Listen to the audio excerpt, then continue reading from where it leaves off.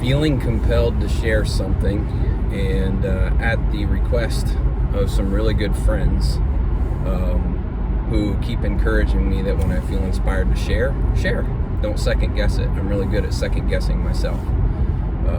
I'll spare you that story and just get right into what it is I feel compared to just speak out loud. And hopefully my prayer is that someone out there needs to hear it.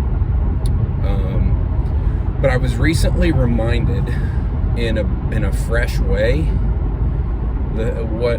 as I work with my clients, one of the things that I hope our work, but within my mission to support leaders and entrepreneurs and leaning in to lead out, I'm reminded of this principle of cooperation rather than forcing.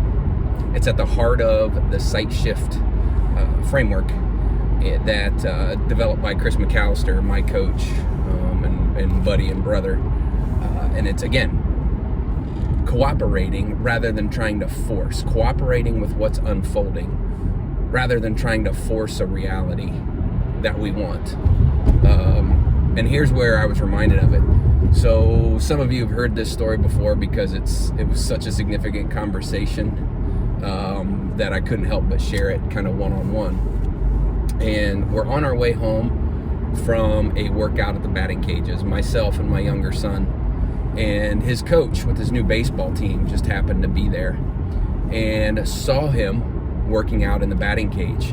And he could have just said hi and passed on by, but he stopped, watched Grady hit for a little bit, and then in between the hitting sessions says, "Come here, let me show you something." And Grady already was totally locked in with what Coach Moss had to share with him, paying attention to every word, mimicking what he was showing him, and then he got in the batting cage and put it directly to work and immediately saw results, right? So that in and of itself was just a huge win victory for so many reasons. But then where it really took life was on the way home. Grady looks at me and says, "Dad, I'm really glad I came today. I was going to the batting cages to meet up with somebody for a different reason, to meet up with a fellow teammate, to give them a bat that we had that they wanted to check out," right? So Grady went along, got some work in. He says, "I'm really glad I came today." And I said, "Buddy, I'm really glad you did too. It's always fun getting to do something with you." And he goes, "Yeah," and he goes, "Not only did I learn something because Coach was there," he said, "I feel better," right? He says, I feel better just holistically.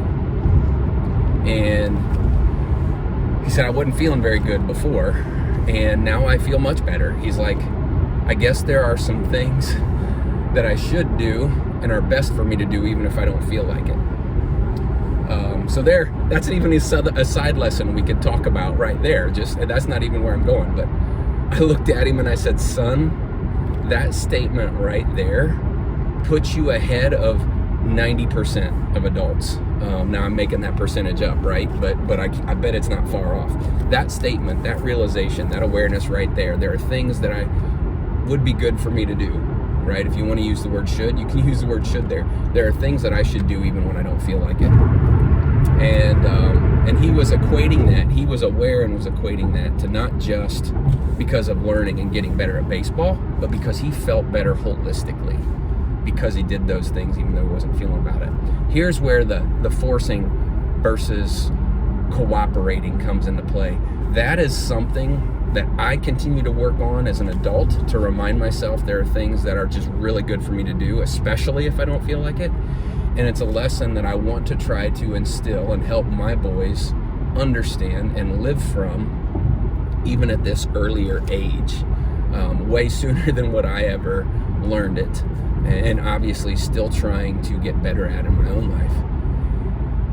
But and too often I try to force it, right? I try to force it in a moment. I try to push it, tell, make him understand it, which isn't, there are worse things.